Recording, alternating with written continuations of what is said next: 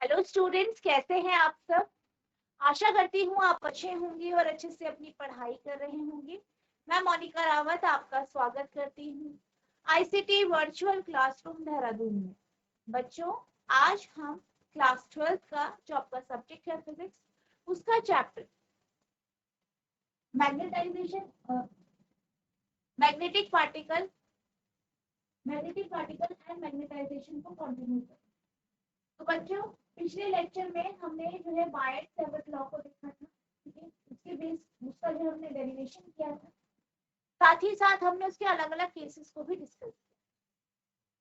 आज हम बात करने जा रहे हैं magnetic field due to a current carrying conductor, यानी हमारे पास कोई कंडक्टर है, कोई चालक है जिससे धारा प्रवाहित हो, ठीक है।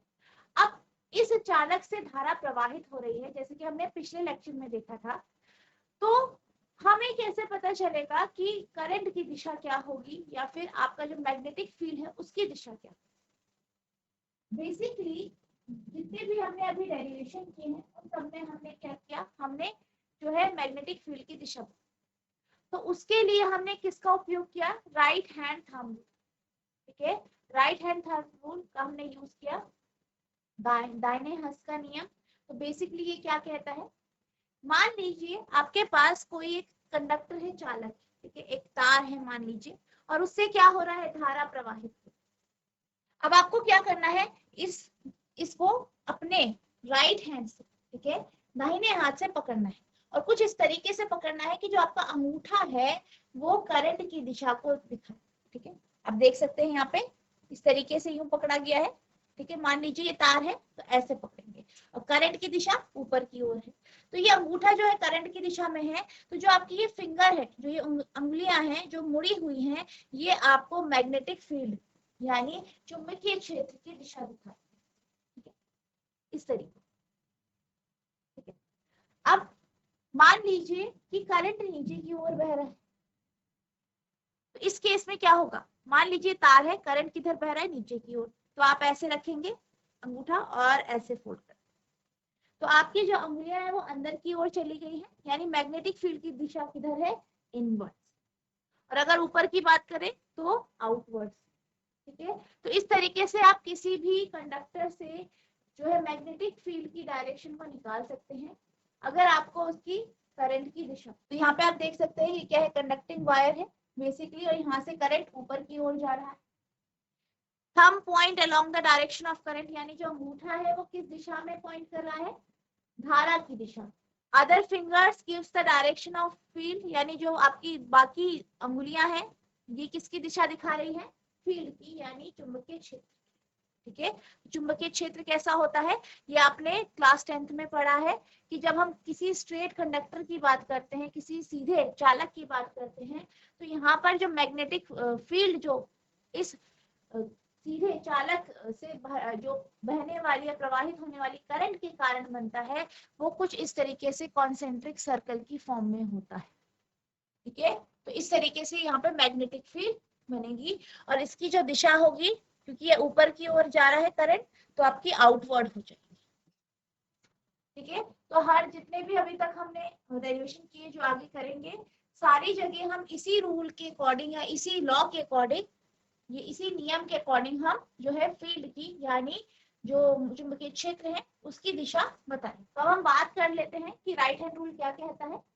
Right hand thumb rule states that if you imagine holding a current carrying wire in your right hand with your thumb pointing towards the direction of electric current flows, then direction in which your finger curl gives the direction of lines of force of the magnetic field.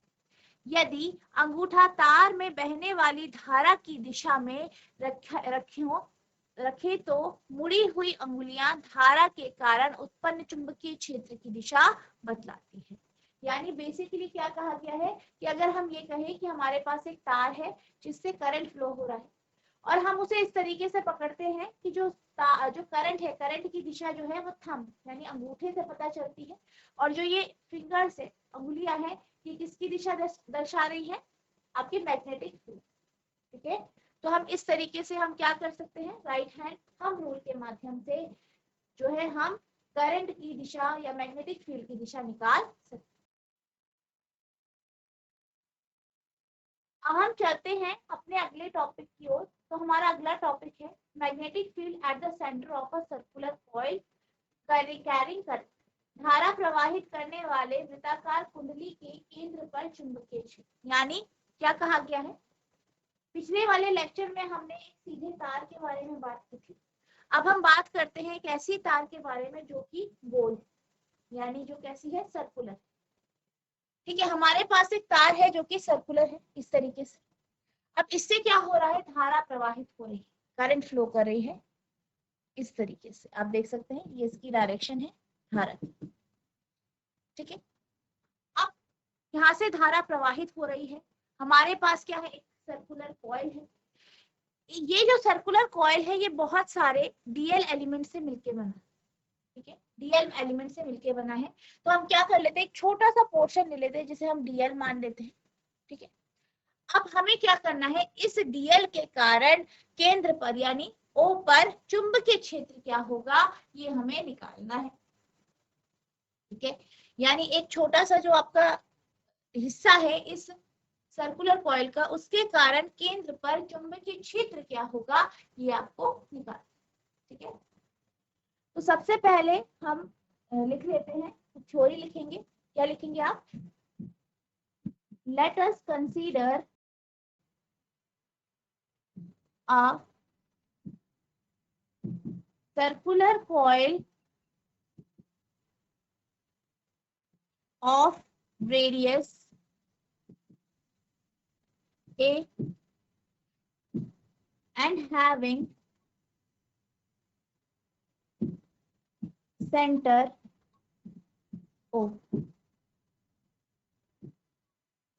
मान लीजिए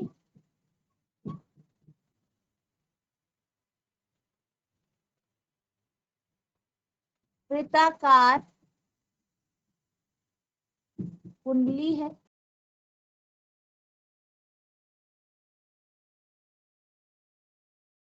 जिसकी त्रिज्या a तथा केंद्र O है।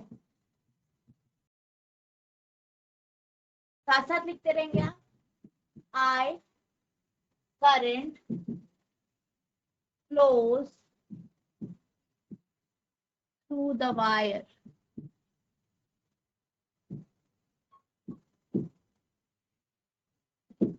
यानी I धारा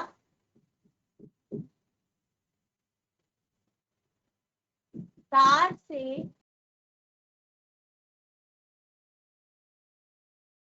प्रवाहित हो रही है। ठीक है, अब हम क्या करेंगे, छोटा सा सेगमेंट लेंगे, छोटा सा हिस्सा लेंगे डीएल। ठीक है, इसके कारण ओ बिंदु पर जो आपकी मैग्नेटिक फील्ड होगी वो निकालेंगे। तो आप लिखेंगे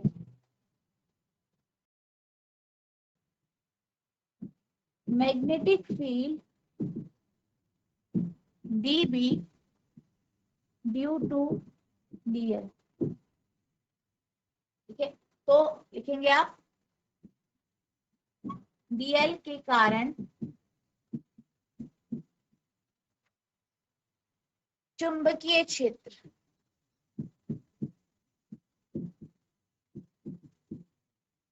ठीक है, तो आप लिखेंगे यूजिंग बायट-सेवर्ट लॉ, यानी बायट-सेवर्ट लॉ के को यूज करके आप लिखेंगे यूजिंग बायट-सेवर्ट लॉ। क्या आएगा आपका, dB equals to mu naught upon 4 pi I dl cross r upon r। ठीक है, ये वेक्टर फॉर्म में आपका बायट-सेवर्ट लॉ है, ये आप लिख सकते हैं। और dB बराबर mu naught upon 4 pi I dl r sign theta upon r। ठीक है, तो आप इसे इस तरीके से भी लिख सकते हैं। सबसे पहले हम बायट-सैवर्ट लॉ लेंगे, ठीक है, इस तरीके।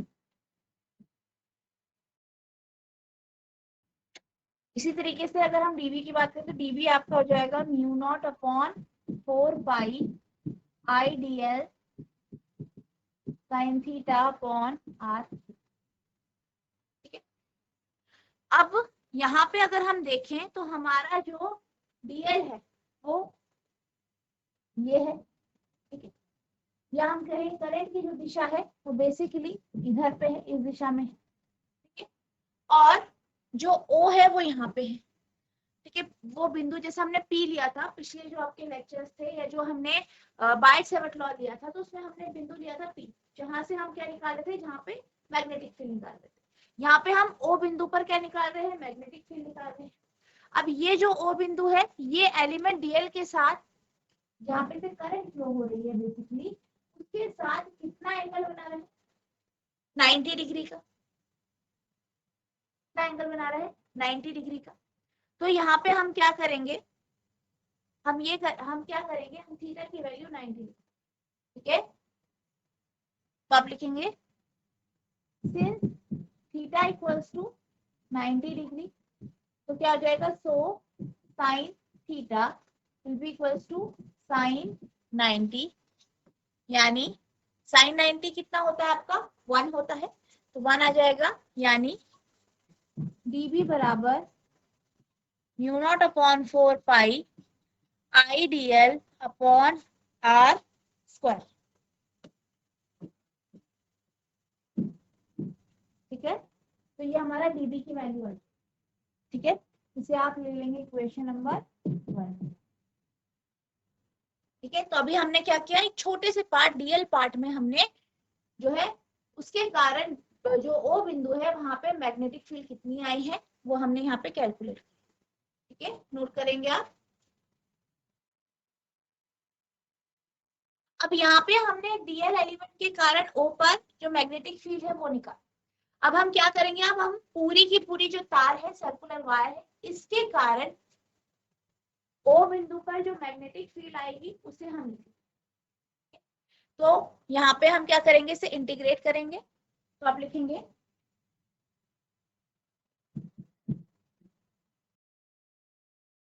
Magnetic field due to the circular coil वृत्ताकार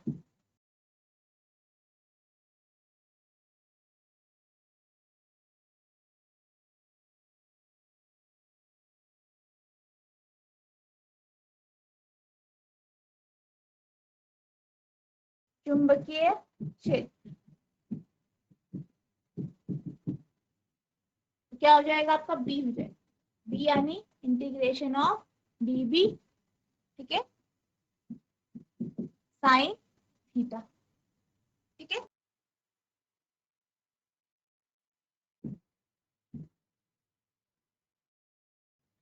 बेसिकली यहाँ पे हमने थीटा 90 लिया है, तो आपका जो है डीबी एज इट इज आप लिखेंगे इंटीग्रेशन ऑफ बी। अब आप क्या करेंगे, इंटीग्रेट कर देंगे डीबी को।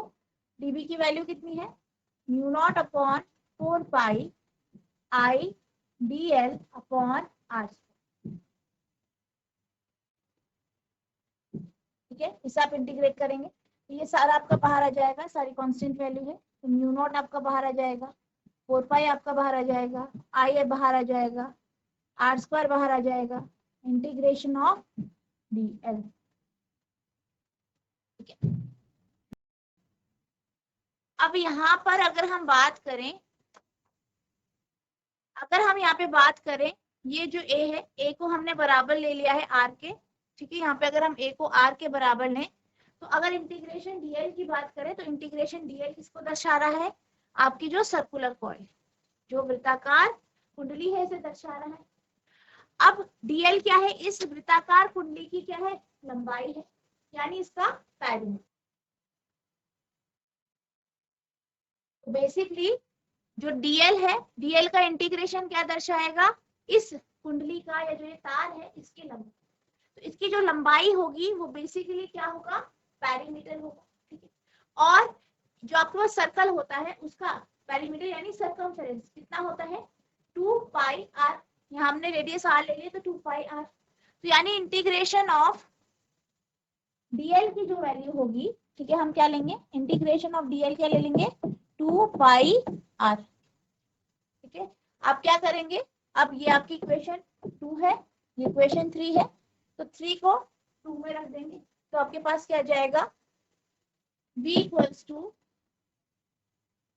Mu naught upon 4 pi I upon r square into 2 pi r, r से आर कैंसिल, तो b बराबर mu naught upon 4 pi 2 pi I upon are, ठीक है। तो ये आपका यहाँ पे आ जाएगा।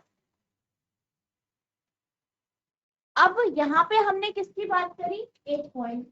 अगर हमारे पास एक से ज्यादा कॉइल्स, कितनी कॉइल है, एक से ज्यादा, एक से अधिक, मान लीजिए हमारे पास n कॉइल है, n क्या है, नंबर ऑफ कॉइल्स, ठीक है। If n is number of coil यानी n क्या है, कुंडलियों की संख्या,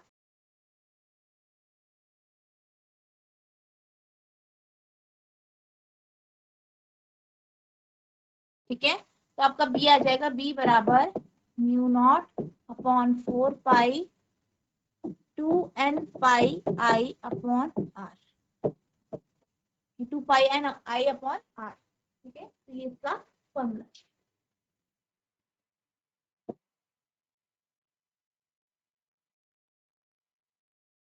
अब यहाँ पे हम बात करते हैं कि बी की दिशा क्या होगी, बी की डायरेक्शन क्या होगी, दिशा क्या।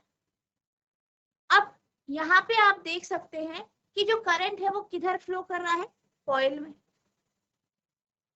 यहाँ पर भी आपका राइट हैंड रूल लगेगा, लेकिन हमने जो अभी राइट हैंड रूल पढ़ा था उसमें हमने क्या कहा था कि अगर हम माने कि हमारे पास तार है जिससे धारा प्रवाहित हो रही है और उस तार की जो सीधी तार है उसकी जो करंट की डायरेक्शन है उस तरफ अगर हम अपने अंगूठे को रखें तो जो फिंगर्स होंगी यानी जो हमारी उंगलियां होंगी वो किसकी दिशा दर्शाएंगी, मैग्नेटिक फील्ड।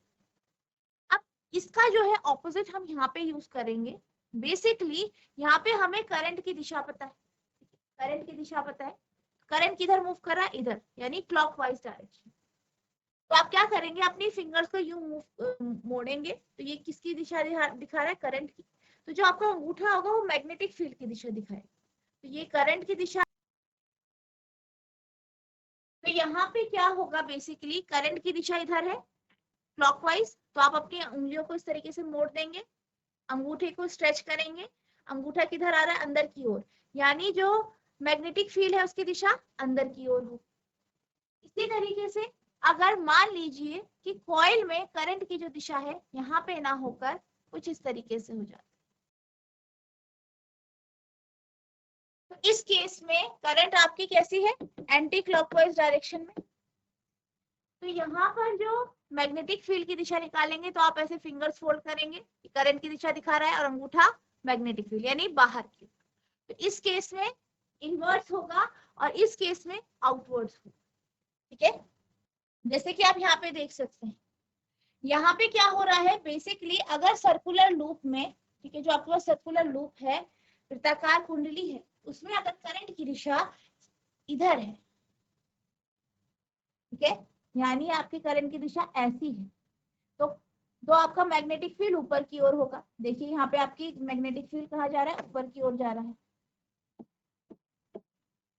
वहीं अगर करंट की दिशा कैसी है, क्लॉकवाइज है, यानी यूं है, उंगलियां क्या दिखा रही है, करंट की दिशा, तो मैग्नेटिक फील्ड की दिशा कहाँ है, नीचे की ओर, आप देख सकते हैं इधर, ठीक है।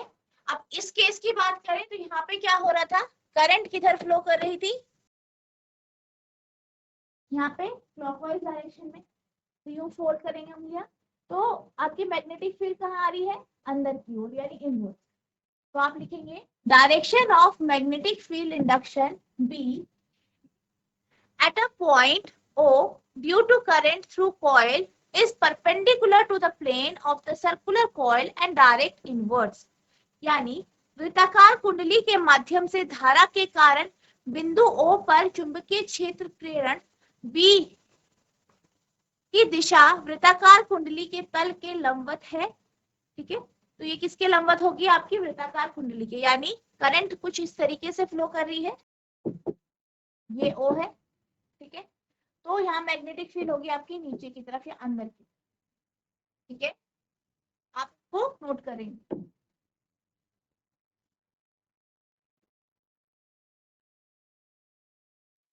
अब हम चलते हैं अगले टॉपिक की ओर। तो आपका अगला टॉपिक है magnetic field on the axis of a circular current loop. यानी अब हम बात कर रहे हैं कि जो मैग्नेटिक फील्ड है, यानी चुंबकीय क्षेत्र जो है, वृत्ताकार जो पाश है यानी लूप है, उसके अक्ष पर कोई अगर बिंदु है तो वहां पे इस लूप के कारण मैग्नेटिक फील्ड क्या हो। तो लूप यानी कॉइल ही एक तरीके से। ठीक है, हमने क्या किया, एक कॉइल ले ली, एक लूप ले लिया, सर्कुलर कॉइल। ठीक है, ये आपका सर्कुलर कॉइल है। अब इसका केंद्र है O, पहले हमने O पे निकाल रहे थे मैग्नेटिक फील्ड, अब इसकी एक्सिस पे हमें निकालना है, यानी पॉइंट P पर हमें मैग्नेटिक फील्ड निकालना है। अब बेसिकली यहाँ पे हमारे पास क्या है, कॉइल है। अब इस कॉइल के कारण हम एक छोटे से हिस्से पे, ठीक है, ये जो आपकी कॉइल है इसका छोटा सा हिस्सा DL मान लेते हैं, इस पर, ठीक है, इस पर जो आपकी मैग्नेटिक फील्ड होगी वो कितनी होगी, सबसे पहले हम वो निकालेंगे। तो ये आपकी बायट-सैवर्ट लॉ से निकल जाए। तो आप लिखेंगे, let us consider a circular loop having radius A and center O. Now we have to find the value of magnetic field at point P, which is on the surface, on the axis of O. मान लीजिए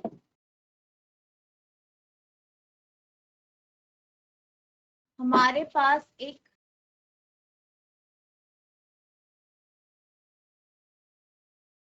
वृत्ताकार कुंडली है,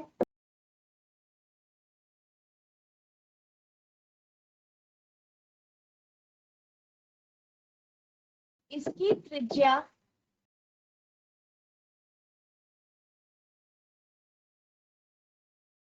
A तथा केंद्र O है।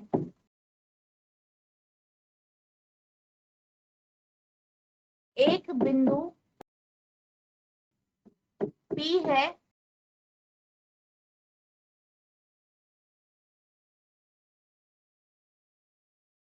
जिस पर क्या निकालना है, चुंबकीय क्षेत्र निकालना।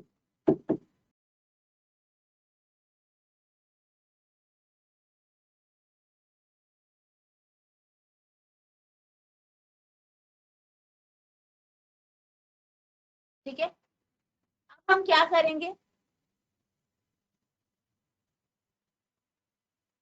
हम सबसे पहले यहाँ पे जो ले लेते हैं ये वाला ट्रायंगल COP। ठीक है, अब हम एलिमेंट जो ले रहे हैं वो यहाँ पे ले रहे हैं C पर और D पर। अब COP हम ले लेते हैं ट्रायंगल, यहाँ पे ये आपका A है, ये आपका X है, ये इसे हम R मान लेते हैं। अब हमने इसे R मान लिया है तो हम R की वैल्यू निकाल लेते हैं कि ये जो C पे हमारा जो DL एलिमेंट है उसकी दूरी P बिंदु से कितनी है। ठीक है, तो आपका जो R आएगा वो बेसिकली आएगा, क्योंकि ये क्या है आपका, आप देख सकते हैं राइट ट्रायंगल है, राइट ट्रायंगल है, तो यहाँ पे क्या होगा, बेस का स्क्वायर प्लस परपेंडिकुलर का स्क्वायर बराबर हाइपोटेन्यूज का स्क्वायर, यानी आर स्क्वायर बराबर ए स्क्वायर प्लस एक्स स्क्वायर होगा। ठीक है, तो आप लिखेंगे सीपी इक्वल्स टू आर, और क्या होगा इन ट्राइंगल सीपीओ, क्योंकि क्या है ये राइट ट्राइंगल है, तो क्या आ जाएगा आपका आर का स्क्वायर बराबर ए का स्क्वायर प्लस एक्स का। ठीक है, यानी आर बराबर under the root a square plus x square. ठीक है, ये आपका आर की वैल्यू आ गई, इसे हम 1 मान लेते हैं। अब हम क्या करते हैं, हम थीटा की वैल्यू देते हैं। बेसिकली ये जो एंगल है, जैसे ये जो एंगल है आपका ओ पी सी, ठीक है, यानी जो ए ओ बिंदु है, ठीक है, उससे आपकी जो एक्सेस है पी पे, तो ये जो एंगल यहाँ पे बन रहा है ये आपका फाइव बन रहा है, नीचे वाला भी आपका फाइव। अब अगर हम थीटा की बात करें तो थीटा जो हम लेंगे वो 90 डिग्री लेंगे। क्यों लेंगे, क्योंकि हम ये मान लेते हैं कि जो ए है वो बहुत छोटा है, ठीक है, और हम इसको यहाँ पे मान रहे हैं कि यहाँ पे पास में है, तो इनके बीच में यानी जो पॉइंट है और जो एलिमेंट है इसके बीच में जो एंगल है वो 90 डिग्री। आई होप आपको समझ में आया होगा, क्योंकि हम क्या मान रहे हैं कि ए इज वेरी स्मॉल, यानी इसकी जो रेडियस है वो स्मॉल है, ए is very small.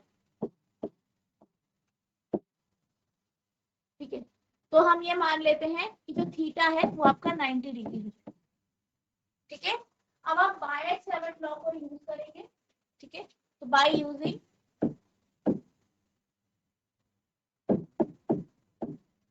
बायट-सेवर्ट्स law, dB equals to mu naught upon 4 pi I dl sin theta upon r square। अब यहाँ पर हमारा थीटा क्या हो जाएगा 90 हो जाएगा, तो ये mu naught upon 4 pi I D L sine 90 degree upon r square, या आप लिख सकते हैं d B equals to mu naught upon 4 pi I D l upon are. ठीक है, अब आप क्या कर सकते हैं, यहाँ पे आर स्क्वायर की वैल्यू रख देंगे। आर स्क्वायर की वैल्यू कितनी है, ए स्क्वायर प्लस एक्स। ठीक है, तो आप ये रख लेंगे डायरेक्ट, तो आपके पास जाएगा d B equal to mu naught upon 4 pi I D l upon a square plus,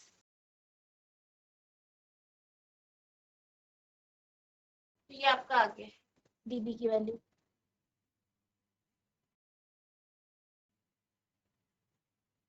आप इसे इक्वेशन 1 मान लीजिए। अब इस पॉइंट के कारण हमने क्या माना, यहाँ पे जो डीबी है, ठीक है, जो मैग्नेटिक फील्ड है डीबी माने, और डीबी की दिशा किधर होगी आपकी, ये पीई, और ये पी क्या होगा आपके सीपी के परपेंडिकुलर। ठीक है, तो आप लिखेंगे direction of dB will be PE,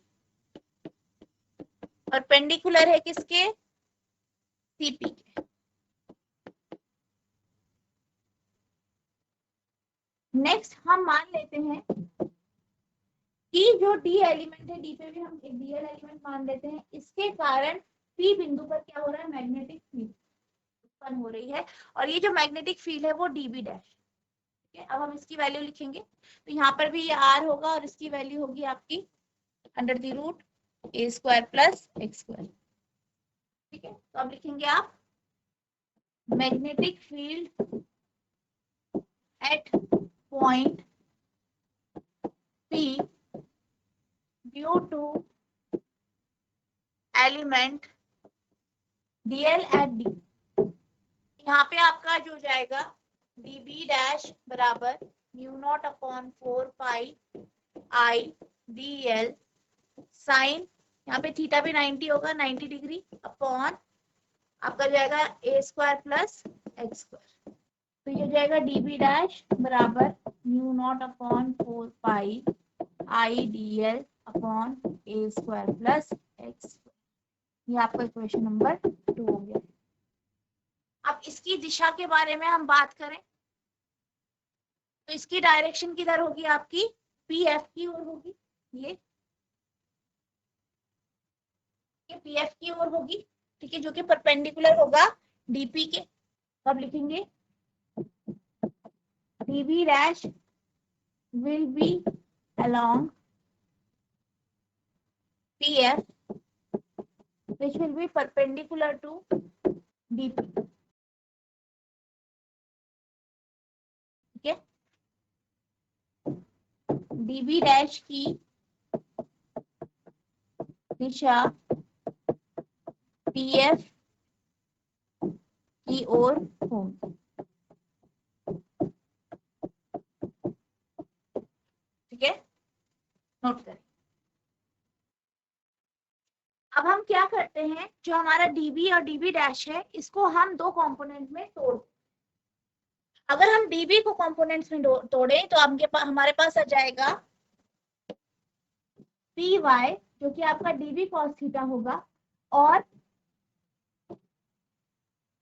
जो है आपका पी एक्स हो जाएगा जो कि आपका डीबी साइन थीटा। इसी तरीके से अगर हम डीबी डैश की बात करें तो डीबी डैश जो है उसको अगर हम स्प्लिट करेंगे तो एक हमारा आ जाएगा पी वाई डैश जो कि आपका डीबी डैश कॉस फाई होगा, और दूसरा एलिमेंट आपका यहाँ पे आ जाएगा जो कि आपका होगा डीबी डैश साइन फाई, ठीक है। तो बेसिकली क्यों आया, हमने इसे स्प्लिट कर दिया है, ठीक है। आप जानते हैं कैसे स्प्लिट होता है, बेसिकली ये आपका रिजल्टेंट है तो साइन आपका बेस में आता है, और यहाँ पे आपका जो साइन है वो आपका परपेंडिकुलर में आता है, और आपका कॉस जो है वो बेस में आता है, इसलिए हमने इसे इस तरीके से स्प्लिट किया। अब हम क्या देखेंगे कि यहाँ पे जो कॉस कंपोनेंट है दोनों का वो कैंसिल हो जाएंगे, क्योंकि इनकी डायरेक्शन आप देख सकते हैं विपरीत दिशा है, तो ये आपस में कैंसिल हो जाएंगे, ये दोनों बराबर भी होंगे, ठीक है, दोनों बराबर होंगे। आपका जो डीबी है और डीबी डैश है ये दोनों बराबर है, यहाँ पे आप देख सकते हैं, ठीक है। आप लिखेंगे फ्रॉम इक्वेशन 1 एंड 2 क्या मिला हमें, dB बराबर हो गया आपका dB डैश, ठीक है। तो इसके दोनों कॉस कंपोनेंट कैंसिल हो जाएंगे, तो आप लिखेंगे dB cos theta will cancel dB sin cos dB dash cos,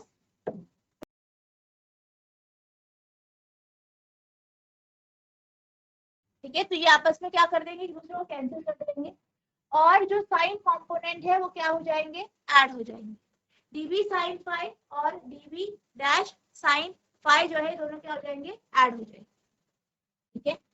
और क्या हो जाएगा dB sin phi and dB dash sin phi will be added, ठीक है।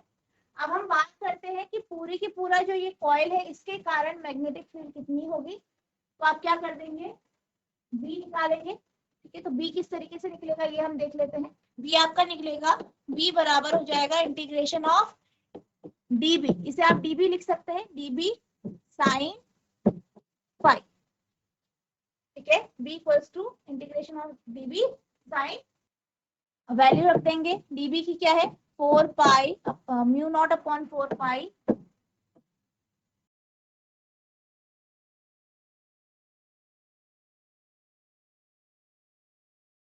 I D l upon a square plus x square into sine five.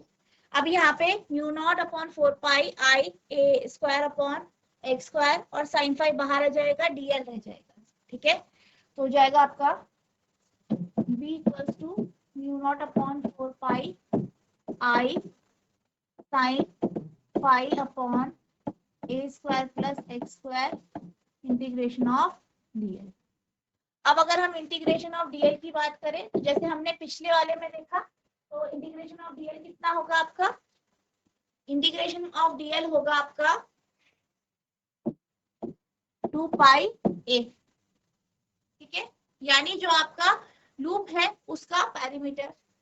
तो B हो जाएगा आपका B equals to mu naught upon 4 pi I sine phi upon a square plus x square into 2 pi a. ठीक है, तो आपको इतना समझ में आया होगा। अब हम बात करते हैं साइन फाई की। साइन फाई की वैल्यू आप लिखेंगे यहाँ पे, ये फाई है, तो साइन फाई क्या होगा, CO अपॉन CP। ठीक है, ये C है, ये O है, CO upon CP, CO upon CP यानी A अपॉन CP कितना है, R। R कितना होगा आपका A स्क्वायर प्लस एक्स का। ठीक है, तो A upon A square plus x square का हाफ।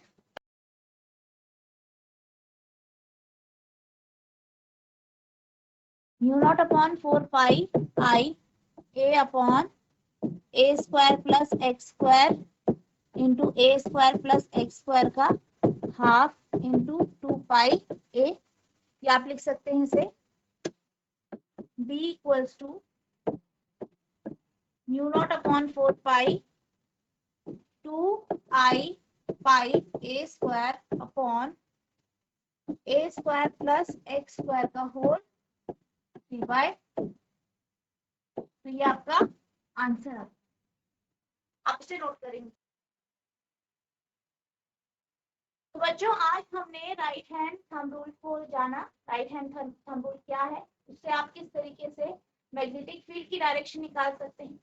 साथ ही साथ हमने ये देखा कि अगर आपके पास एक सर्कुलर कॉइल है तो उसके कारण सेंटर पर मैग्नेटिक फील्ड कितनी होगी। या फिर हमने ये भी एक दूसरा टॉपिक पढ़ा जिसमें हमने क्या देखा कि अगर आपके पास एक सर्कुलर कॉइल है उसके कारण सेंटर के एक्सिस पर किसी भी पॉइंट पर मैग्नेटिक फील्ड कितनी है। आई होप आपको ये टॉपिक समझ में आए होंगे। आपको क्या करना है, इस टॉपिक को लिख लिख के प्रैक्टिस करनी है। अगर आपको किसी भी प्रकार का कोई भी डाउट होता है नेक्स्ट सेक्शन में आप पूछ सकते हैं। तो बच्चों आज के लिए बस इतना ही, मिलते हैं हम नेक्स्ट सेशन में। तब तक के लिए thank you and have a nice day.